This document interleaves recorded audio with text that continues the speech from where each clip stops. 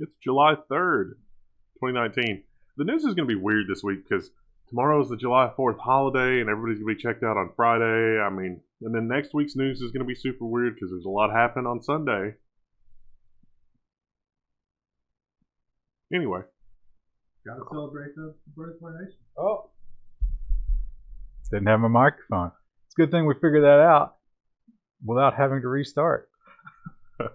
It's fine. Because that happens more often than not because I have to move it to fix the stories. Anyway, you don't care about any of that, and I don't blame you for it. But what you should care deeply about is the right to repair. The right to repair has enemies, bitter enemies. We can count among those high profiles such as Apple, John Deere, most of the car companies, Tesla. Tesla is a big one. People don't think about Tesla. Another one you might not think about? Microsoft? What? Microsoft has told the FTC that repair poses a cyber risk. Unfortunately, the article author here says it doesn't. I agree. The author here knows that some people aren't going to bother reading their article, so they're just like, is it a risk? The answer is no. The answer to any headline question is always no.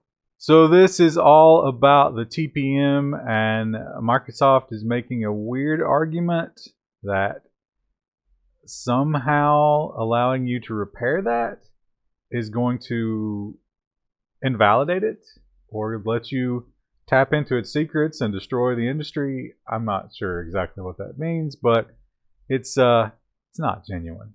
There's no reason, so on the Surface Pro 3, for example, the SSD is modular, and they could have put in a door behind the kickstand, but they didn't. And you could totally change the SSD behind the kickstand. The reason they didn't do that is because they could get a higher profit margin by not allowing you to change the SSD later. How dare you insinuate that? They also pointed out that the technology behind that, the cryptographic keys and everything, is not unique to Microsoft. Other companies also have access to that. So it's not exactly a trade secret. It's just another bad argument for anti-repair. You should not be able to repair things that you own. What are you, pleb? This is the company that, when it found out that people had gotten into the Xbox 360, began to just cover everything in epoxy. For your own safety, of course. So there's rumors going around that can't be validated that AMD might have something very impressive coming up on the precipice. We wouldn't know. So what evidence do we have of this? AMD themselves, they can't say. No one can say exactly what it is, but perhaps a clue.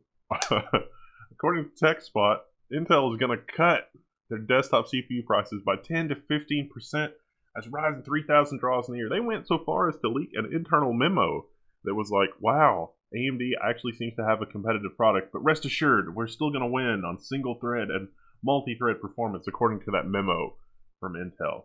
But Intel won't confirm this. So a lot of press have reached out to Intel to be like, hey, what's going on with this? And the only response that I've heard of from because I asked some people that know, because we don't know. And one guy was like, all I heard was screeching on the other end of the phone and then a click. I believe it. They're going to do it. They don't have a choice. Which, as everybody knows, is good for the consumer. Those shareholder calls are going to be real great, because the shareholder calls up till now have been, everything is fine, nothing is on fire, this is all according to plan. I don't think the last few have been that great. There was a point this week where all the voices of the hipsters cried out at once and were silenced because one of their heroes, the god of the design that they all follow, has departed. Johnny Ive. You can only be talking about Johnny Ive. Even Bloomberg is talking about this. Apple design chief Johnny Ive is leaving to form an independent company.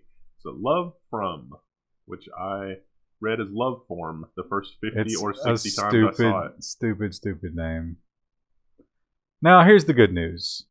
if you're weeping uncontrollably because of that news and you think that the iconic design will no longer be in your Apple products, he's creating Love From, and Love From is going to do business with Apple. Apple's going to be So- their biggest customer. It's According still, to Tim Cook. his designs will still be there. Yeah. They'll probably cost a little bit more, and that cost will definitely be passed on to you, but you'll still have the classic design that you're used to. How high can those prices go? I mean, we're already like an order of magnitude or more above where I thought that consumers would tolerate, and yet Now, did he just do UI or did he do actual? no, he did like the hardware design, like the unibody. So do you think he was behind the stand? Oh, that's a good question. You think the stand was the thing that? It was like, wow, look, these idiots are willing to pay for anything. I'm going to splinter off because I got to step this up. I got to make hay while the sun shines. Well, the news is probably good for AMD. Who can say for sure? But a lot of signs, you shake that 8-ball, you get that all signs point to yes. And but not all the news is good, because the Wall Street Journal, which in the past has had a bit of a spotty record when it comes to detailed tech reporting, they came out with a story that was a little bit critical, and AMD has responded. So AMD blasts the Wall Street Journal over factual errors and omissions. This is talking about the sharing of technology with a joint venture in China. But they got a lot of things wrong. I mean, I don't know anything about doing business in China, and even I know that if you want to have a big company in China, it has to be a joint venture with local Chinese ownership. That's just how it is in China. Like, if you have a company that is not a Chinese company operating in China, all of your stuff is going to be stolen and it's going to be terrible. But the Wall Street Journal did this article. It was almost like a hit piece that was like, oh my gosh, AMD's giving away their revolutionary Zen design to China and blah, blah, blah. But that wasn't it at all. TSMC manufactures it. Even TSMC doesn't have all the intellectual property secrets.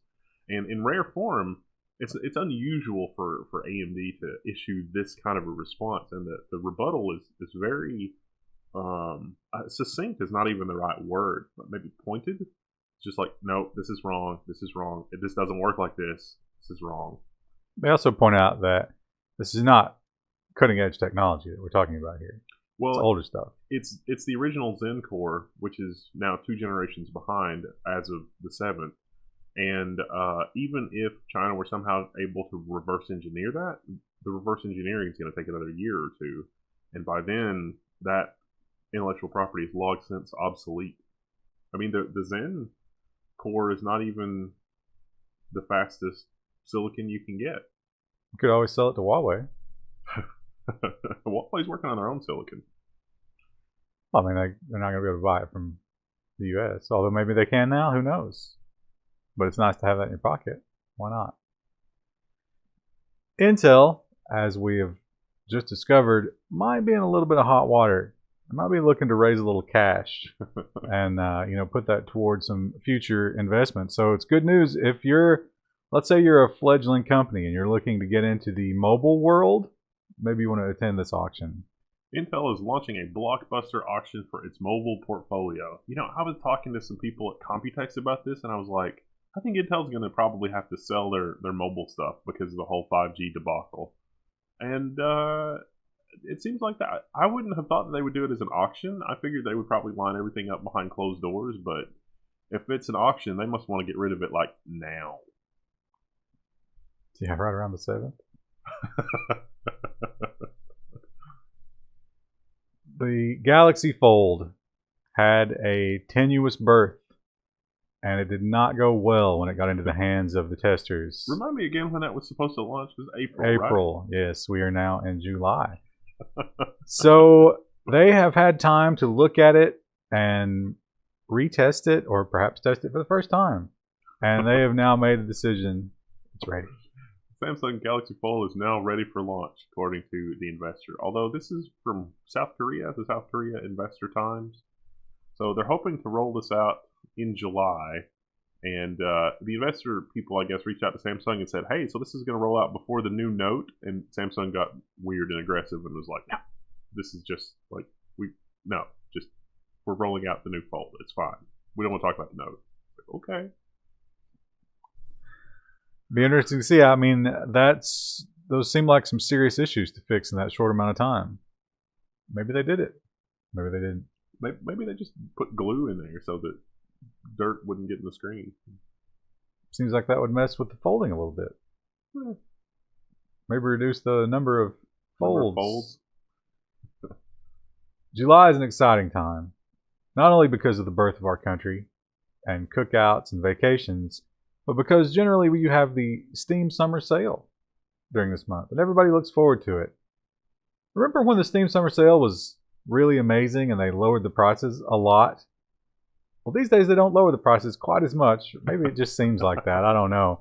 But they do some gimmicky bullshit stuff with collecting cards and games and whatever. And I usually, I'll click on it and it's so convoluted. And I'm just like, I don't have time for this. And in fact, this year it is especially convoluted. So, indie developers suggest the Steam Summer Sale confusion is hurting their games. And there's an updated in brackets there, which is a quote from Valve. What was happening here was that if you have a bunch of games on your wish list, there was a chance that Valve would give you one of those games on your wish list, or give you points to help you buy it, or whatever. And so people were removing cheap indie games or pre-release indie games from their wish list. And even though it's an indie game that's not necessarily out yet, you could still buy it sometimes because it'll go on sale finally in like pre-release or alpha or whatever. Or just people seeing that there's a lot of interest in a game will drive its metrics up for search and this kind of thing. So a lot of indie developers have said, oh no, this means that a lot of people think that they were going to get that cheap game or an indie game as part of this Grand Prix thing, but Steam has clarified and said, no, it's it's on each individual's wish list. So like if I put a AAA game at the top of my wish list and I happen to be selected, then that's the one that I'm more likely to get, not the indie game. So there was no point in removing indie games or cheap indie games from your wish list. But it seems like Steam was trying to gamify the whole review wish list thing and just did it very badly. Yeah. Well, I think they wanted you to put more things on your wish list, and yet they didn't think it through, because if it wasn't clear, I would think the same thing. I would think, okay, my odds of getting more than one game are near zero, right? It's rare that you're going to get one. So I'm going to put one game on my wish list. So if I win, they can't give me some garbage game. I want the most expensive game, and that's the only one. That wasn't the only issue. Of course, looking at this graphic here, you could choose whatever team you wanted to be on, right? And they are all animals. It's rabbit, turtle, pig, I don't know what that thing is, and corgi. Now, this being the internet and people being sadly predictable and pathetic, literally everyone chose corgi. So they decide who wins based on the team. So everybody joins the winning team. I mean, who thought this? Did they whiteboard this? I think that Gabe is probably checked out at this point. He's probably just in his money bin, swimming all day. He's just like, whatever, guys. So they've apparently done some stuff to deal with that as well. But yeah, I mean, you can obviously see from the graphic, Team Corgi has a lot more people than any other team. And the way that you win has to do with playing games and assigning those points to your team.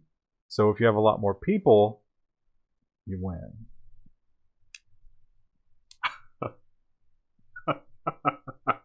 Oh, I cannot tell. The quote from Valve was literally, yeah, we could have done this better. Can you tell which tab is active? Because I can't. I think it's this one, right? Nope. No? One more. Two more. Oh, okay. I Gotcha. Little bit of hardware news. Hardware. This one, I'm really excited about this. Although I can't pre-order it anywhere. I might be able to pick this up on Micro Center. It turns out I'm going to Micro Center on Sunday the 7th. And this is, if you haven't already guessed what it is based on that, it's the new Pi. Not a Jeep Pi.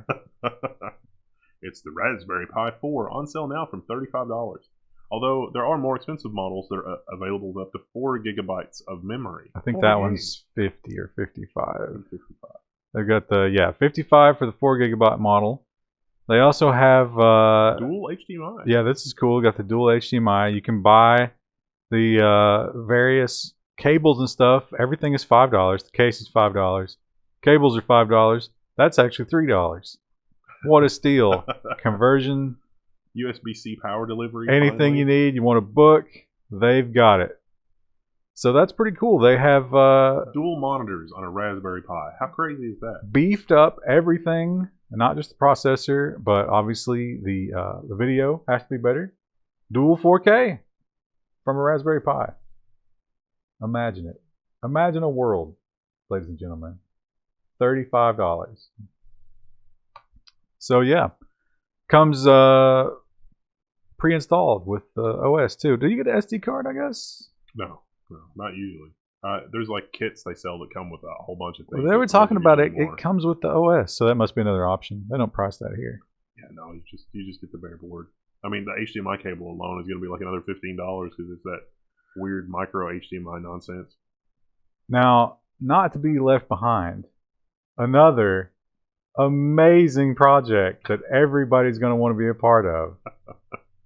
Introducing the Commodore 64. You know, so it's a full-size Commodore 64 you can do retro computing on. It comes with a bunch of cool stuff. Yes, if you're in, like the Commodore 64, you remember just check it out. It does have modern monitor connections at least, which is good. That's important. Yeah, a little bit. But here's the thing. Do you think it's going to sell more than the PS1 Mini? Because I think it will.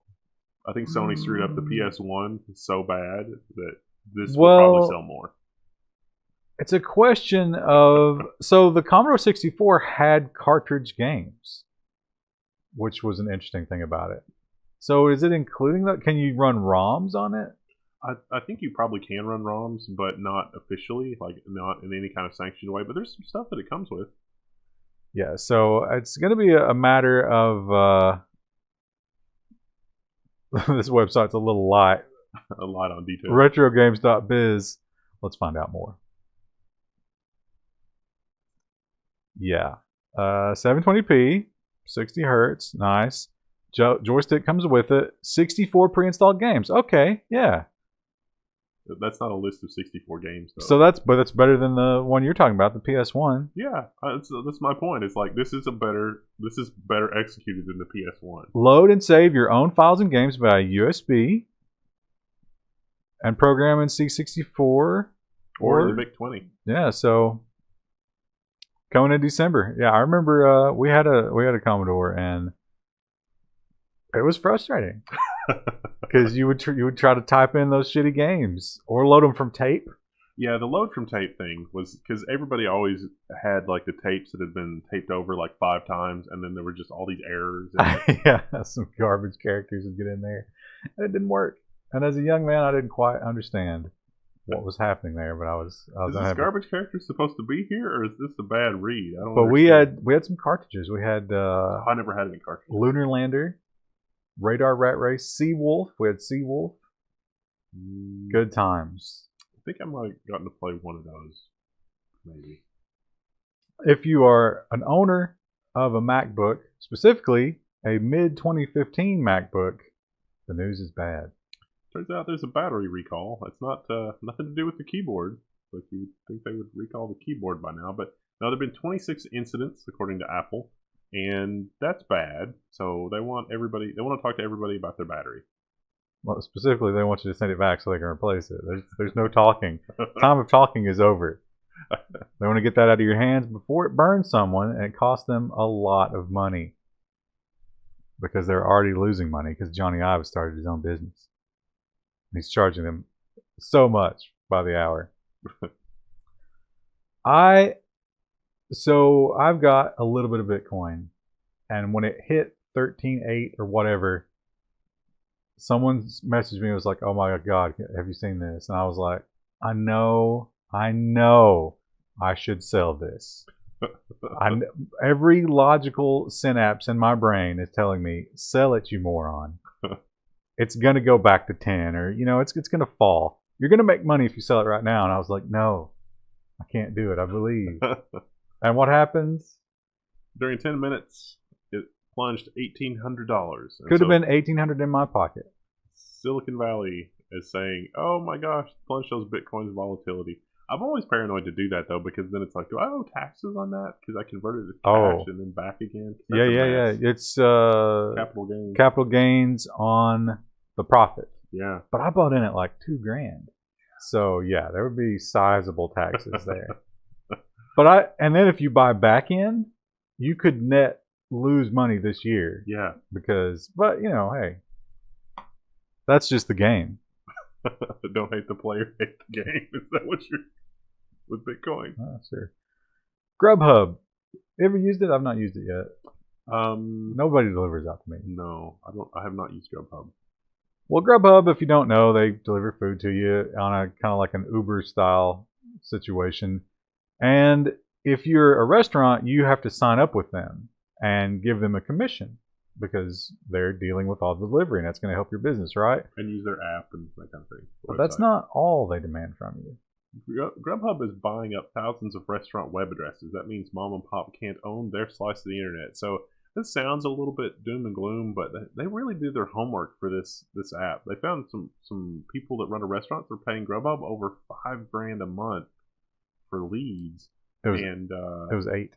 Well, 8, I guess, or it's like 7 and then 8. But then Grubhub charges you optimistically based on calls it generates from its app, and then if that doesn't result in a sale, you have to tell them, oh, that didn't result in a sale. Otherwise, they charge you a commission like as if it resulted in a sale. So here's an example. This is a real website for moshers, and this is Grubhub's automatically generated moshers website, where they just bought up a domain that seemed like the other one. And then you've got, here's one, Happy Kitchen. Again, this is Grubhub's pirate site. Now, this is not illegal. Molly Hatchet Sub Shop is a great name. What's Molly Hatchet? That's a band. So I don't think it's illegal what they're doing. Certainly immoral. But they claim that they're doing this to help your business. However, like you talk about the phone calls, all the links and all of the phone numbers and everything on these pop-up sites that Grubhub is creating are those commission generating. And they charge more than the restaurant does. So, which is a problem. Well, is it a problem? I don't know. So yeah, and if you try to leave, like this woman figured out she was paying them $8,000 or $7,000 or whatever it was. She wanted to leave, but now she didn't have a website. So she started looking for domains. Well, guess what? Grubhub owns them all. All the versions. So what are you going to do? Restaurant name. Bad news. She also talked about how even though Grubhub did generate more or the same amount of business, she was losing money on all those fees and everything. Yeah, because they've really ratcheted things up. And she said that there were other services like Grubhub that were just flat fee. And so those businesses were competitive for the kinds of things that she was looking for, at least. So if that's true, why is one commission-based and the other one flat fee? Because you get all this added value, like them stealing your domains. That's not free. People don't do that for free. Spotify. So a lot of us have unlimited streaming plans, and you don't really think about it, but every time you click on one of those songs, someone's getting paid. It's a small amount, but it's fractions of a penny. It's happening, and it adds up. And it adds up, and that so much that it turns out to be the lion's share of what it costs to run something like Spotify. And they have these weird rules, like if you're a student, you count as half a person. Family plan counts as 1.5 people, which families are usually at least 2 people, right? Yeah. That's a weird calculation. Anyway, all those different calculations and, laws and stuff, it's hard to calculate. And sometimes they calculate wrong. Spotify wants a refund on overpaid royalties to U.S. songwriters, the report says. It's even a little more subtle than that. The royalty rate was set by some kind of society or something. And according to the article, they set the rate, like that society, but then that was not the final rate. It was appealed. Yeah. And so Spotify paid the higher rate just so that they wouldn't be in anyone's bad graces. And so for 1 year, the guild or whatever said that your overpayment can be credited toward your next year's royalty payments, but Spotify wants to go back 2 or 3 years. But I wonder, how long does it take for all that to filter down to the actual artist. Because if you're clawing back, Never. It never makes it to the actual artist. well, I guess that would make it simplify it. But if you're clawing back, I mean, do you call up Taylor Swift and it's like, look, Taylor, you got to write us a check. Or, We paid you too much. It's more like, Taylor, your check this year is going to be real small because we've overpaid you for the last 3 years. Yeah, I think her check's probably okay. Everyone else's will not be. She's doing all right. She probably won't starve, is what I'm saying. Now, this next story, we get a lot of flack in the comments because people will say, I can't believe that you're using website X as a source. Don't you know that they're fake news? I can't believe. Don't you guys know better than to believe this, mass media garbage?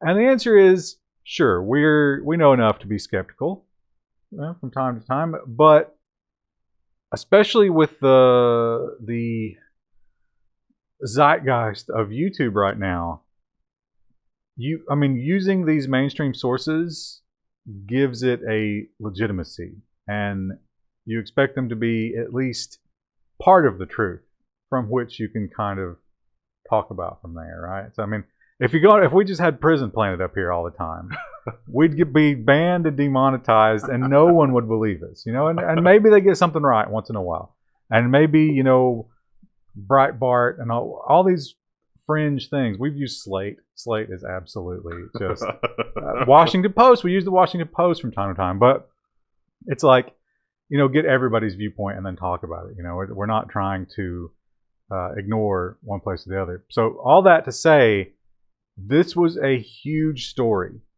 No one touched it. No one.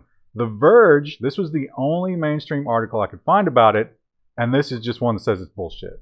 Yes. So Project Veritas YouTube sting was deeply misleading and successful. Their subheadline is, James O'Keefe's stunt playbook keeps giving conservative lawmakers ammunition, even if the evidence is all phony. So this is a really interesting take on that situation, but actually watching the videos... Interesting. Actually watching the videos tells quite a different story. So if you don't know what it is, I would highly encourage you to watch it. What a mess. His big thing is hidden camera, right? He gets some young idealist goes in and talks to these various, it's almost always left wing because, they're trying to root out this anti-conservative bias. They talked to some higher up in one of these big companies. They did Wall Street Journal, and then this has been Google. They did Twitter. They've done a lot of the big ones. Pinterest, they just did the thing with Pinterest. And they get them to admit that there are all these actual plans or protocols in place to nudge things. Yeah, for controlling speech, essentially. So he got a very high-ranking Google employee to admit that yes, there is AI that is designed to bias the platform toward whatever they feel like. And she referred to what does she call it, the Trump situation? Like, yes, we have to stop the Trump situation in 2020, whatever that might mean. Now, YouTube took the video down, obviously, right? But it actually, there is a Google policy that's like a privacy policy. It was clear this woman did not want to be recorded. She did not want to be on YouTube. And she was secretly recorded and put on YouTube. So yes, you could take it down based on that. Not to silence it because Google owns you. But this Verge article completely just brushes aside the entire point of the video and was like, it was wrong to film her. And then so what happened here is someone else, I don't know the guy's name, but he usually writes this article, The Interface, Casey Newton. But he let Russell Brandom take over the column this week. And Russell Brandom spends just a few minutes talking about how awful Project Veritas is. But then he goes into all of these other topics, right? Like elsewhere. Yeah, and it's just like a bunch of, it's like, hey, ignore that. Let's talk about all these other things that are coming out of YouTube. Oh, look at all the good stuff. Oh, Instagram. This is all wonderful. But ignores the meat of the story. Yeah. Which is the YouTube AI is actually doing all these things, according to this woman. And there's no coverage of this anywhere else. No one is talking about this. It got taken down from YouTube, and everybody's like, conspiracy theorists, which, okay, but the other great thing about this is the woman on the video had a response to this, and he waited a day later, and then he released the documentation that someone had leaked, which further contradicted what she had to say about that. So yeah. I would highly recommend, you can't watch it on YouTube, but it's still on Vimeo and BitChute and whatever. Project Veritas is the name of the thing. And sure, keep an open mind. Maybe don't believe everything you see, but check it out, because someone, a lot of someones, don't want you to see it. In a big way. And now let's talk about security. Oh, there's so much security. Let's talk about Mac malware. This new Mac malware abuses a recently disclosed Gatekeeper 0-day vulnerability. This is a thing that has not been fixed in Mac OS. This is the thing that figures out if you should be able to run files that you downloaded or not, but it doesn't check to see if you should be able to run files from a network share. And it turns out the network shares over the internet work just fine. So if somebody puts a binary that's very malicious on an internet accessible file share and then sends you a link to that, your Mac will perfectly happily open that and run it. We talked about this before, but it was just the security researchers. They were like, hey, look what we were able to do. And of course, as soon as they released that, people started doing it. So I think I naively said, I'm pretty sure Apple will get this patched right away. Yeah. Narrator. They didn't. So it is officially happening. Bad people are doing it. So watch out for that. Now, here's a situation where I don't think this one's in the wild yet. So, you know, this is a self-fulfilling prophecy, right? When will we see this one? Microsoft Excel's Power Query feature can be abused for malware distribution. So disabling DDE support in Excel should prevent the attack, Microsoft says. So dynamic data exchange. Basically, Excel Power Query is like a binary add-in for Excel. It goes all the way back to like super old Excel, like Excel 5 or 6. It's default in the new version. And so it's just, but it's an external executable. And so it runs outside of the Excel sandbox. And so it can be co-opted into doing bad things. Yeah, you can pull in data from other sources, which means that someone could craft an Excel file that pulls in data from their malware server. What could go wrong? Everything can go wrong. We've talked about pacemakers and there's the classic story about the radiation machines, the old computer science ethics. If you ever take a computer science ethics course, you learn about the radiation machine that had the rollover bug.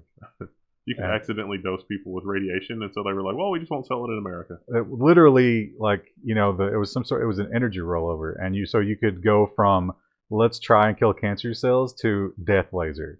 And that happened, and one guy programmed the whole thing. So there's a rich history of medical malfunctions due to technology. Here we have another chapter. The FDA has warned about an insulin pump cybersecurity incident. Now, this is kind of similar. Remember how a few weeks ago, well, it's been a few months ago now, I think, we reported on insulin pumps that were sought after because they had a security vulnerability, because people could monitor their sugar levels and completely automatically close the loop and have their pump work automatically based on sensors. So like while they slept, it could, you know, do the thing, and, you know, potentially bad software could kill you, but basically it's probably fine. And so the FDA is now warning that, hey, some of these insulin pumps are so insecure that if somebody is walking around you maliciously with a phone, they can overdose you with insulin. So be careful. What a weird way to go. How do you think insurance pays out on that? No.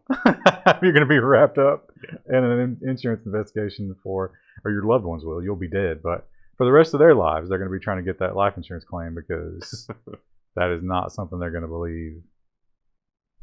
We have talked in the past about when it comes to ad blocking and stuff like that, one of the best ways to do it is not to try and stop them, but to try and just feed them garbage. And this is not the first time this has been done. There have been other kinds of plugins and stuff which try to just, randomly fill your tracking history with trash. And basically, they can't track you because it's just random garbage. But this one brings kind of a fun new twist to it by giving it character classes. Firefox will give you a fake browsing history to fool advertisers. You can be a filthy rich person, a prepper, an influencer, or a hype beast. So Firefox is coming out with a new version that it seems really awesome, and it's got a lot of do not track and anti-track features in them, and this will actually pollute the trackers and advertisers with lots and lots of fake data, because you're going to real websites, and it seems like real browsing, but it's not. Now, it does mention that it opens up 100 tabs at a time, and we can tell you from experience, if you're not using an ad blocker. Now, if you are using an ad blocker, this is kind of pointless, because you're going to go to these sites and your ad blocker is going to stop this from reporting, so you're not going to get any of the effects. You're just wasting your time. But if you open 100 tabs without an ad blocker, I don't see how it's not going to crash the browser. It would have to open it in a new process that's just running somewhere else, and it's like it doesn't matter if the user experience there is terrible. Maybe the resources they save by not actually rendering images or anything is good. I don't know, those tracking strips though. It seems like those still. Maybe it like closes them as soon as it finishes loading the page. I don't know, but it is an interesting way of the guy that tested it. He said that he went with the influencer one, and immediately everything he saw online was makeup and yoga pants and tropical vacations, and it was like, wow, that's really effective because it overrode what he was already getting with his real profile almost immediately. So pretty cool. The cloud has many uses, but perhaps one of the uses that you didn't think about was China using the cloud and using it to leap down from and attack our infrastructure. Inside the West's failed fight against China's cloud hopper attacks. So if you run your stuff on the internet, it's like, hey, we're getting a lot of traffic from China. We should probably just block all the traffic from China. Okay, sounds good. But like the U.S., remember the stories about the U.S. where it's like we're going to invade Russia's power grid and then use that. Like, we're in here, you can't get rid of us. Don't do anything bad or we'll shut the power grid down. China is spending time inside of American companies, and so they can launch attacks from inside of compromised infrastructure actually inside America. There were big names, HP Enterprise. Well, they were very careful to, apparently there's a federal investigation going on, and they didn't want to name companies, but the journalists here figured out it was HP Enterprise and one other company. Here's there. Fujitsu, Tata Consultancy Services, NTT, Dimension Data, yada, yada, yada, HPE. These are the guys they suspect, APT10, are behind the attacks. We've talked about them before. And yeah, they used the cloud as ways to they were targeting. IBM was another big one that they were targeting. They were targeting people within. They've got this nice little graphic here, but they were using the cloud. Here's the cloud, and they were targeting specific people inside these organizations to try to get information on. The biggest thing about it is it went on for years and nobody knew.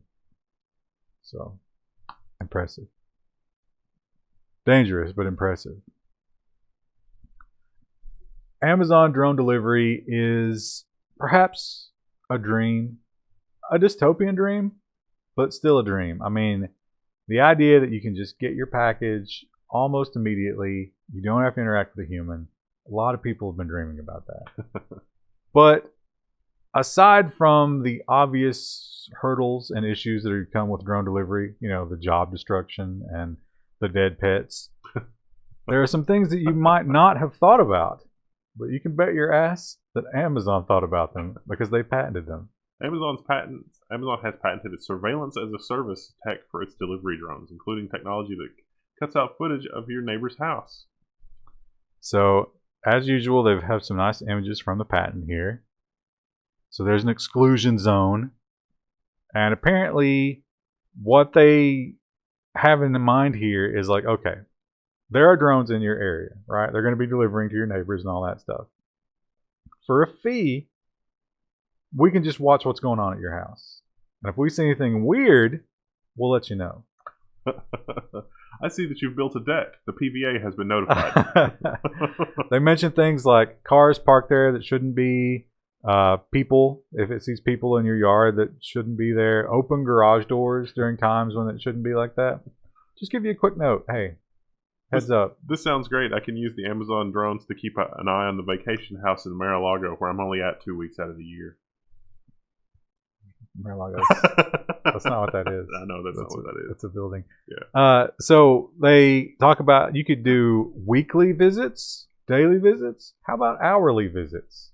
Can you imagine? Fun. Once an hour, a drone is just cruising by. Well, a lot of the Supreme Court rulings have been super disappointing with like the whole, car surveillance, automation, and things like that. What's to stop a private investigation service from just launching a fleet of drones? Like for a fee, you could just have somebody surveilled 24 hours a day, 7 days a week by robots and drones. Well, with the Amazon one, they're careful to say that it's going to be you. Well, yeah, so you can't do that to somebody else. So what you're telling me is I could go copy paste Amazon's patent and be like, it does this, but it's for hire, and it doesn't just do you; it does anybody. Well, I suppose. I mean, when you are in public, you have no right to privacy. So, if the drone recognized your vehicle through image recognition and just follows you, that'd be legal, right?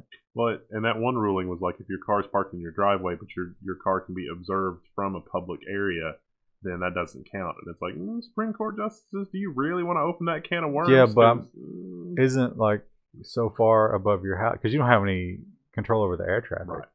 So at some point, at so many feet, it doesn't matter. Yeah. So it could just hover there, and the cameras are good enough just to zoom right in. Or just like land on a tree or a telephone pole or something or a street light and just wait there. And it's like, let's get the Pentagon's laser thing, and it's just like, oh no, he's in there. Dark times. But think of all the package deliveries. I can get same-day delivery from Amazon. It's all worth it. Speaking of surveillance, how about when you install the surveillance on your own, right? They don't have to send the drone because you, like the sheep that you are, have outfitted your entire house with cameras and given them access to it.